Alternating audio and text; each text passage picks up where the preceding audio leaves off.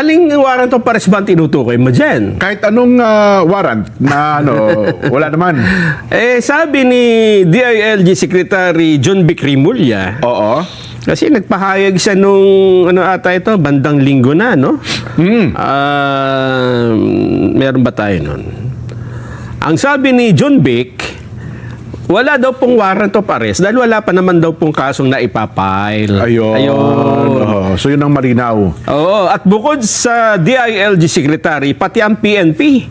Jen, ang sabi po ng PNP, sa pahina 6, Wala rin. wala din daw ho na warrant. Okay. Sabi mismo ni PNP Chief Nartates. Nartates.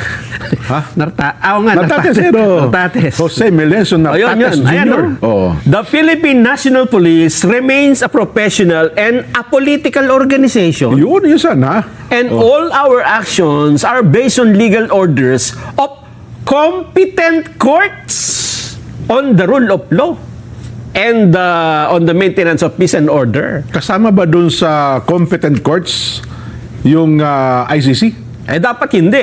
Local? Local yung competent courts eh.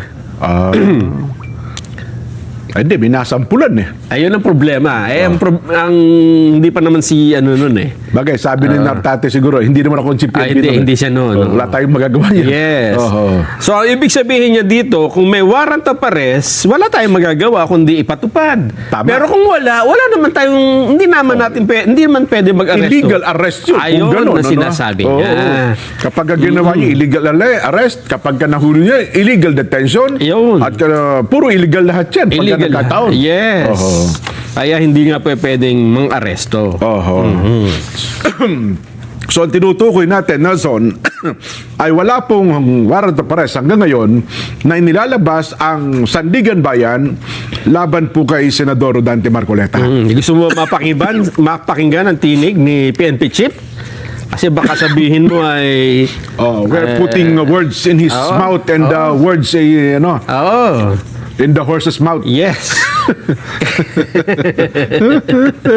Ayan, pakinggan po natin Sige mismo. nga. Si PNP Chief Jose...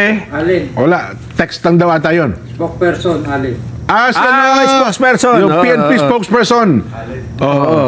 Kanina General Allen. Pero kanina yung quote, Yung text ayun, kay General Nartates mismo yun. pero yung salita, Isinatinig naman nung kanilang spokesperson. baka magkaiba.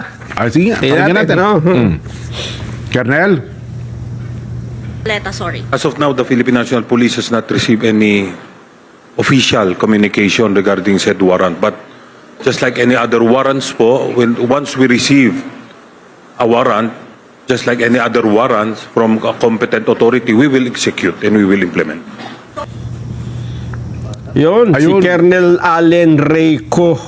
Siya palang bagong tagapagsalita ngayon ng PNP. Ayun. Na-promote na nga pala yung dati, no? Ayun.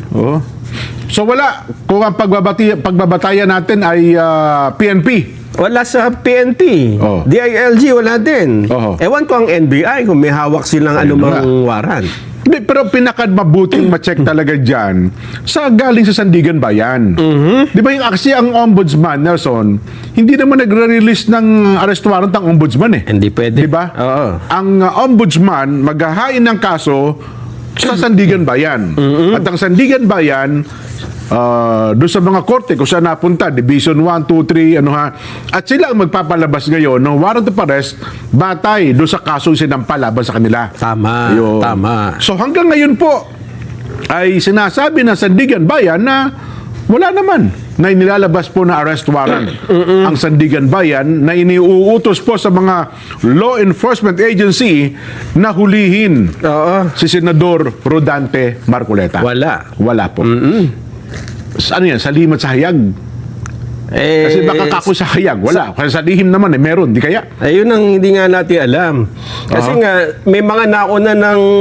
Kasi dyan kung may nauna ng mga insidente na sinabi mo na wala, tapos meron. May mga president ba? Meron ang dami.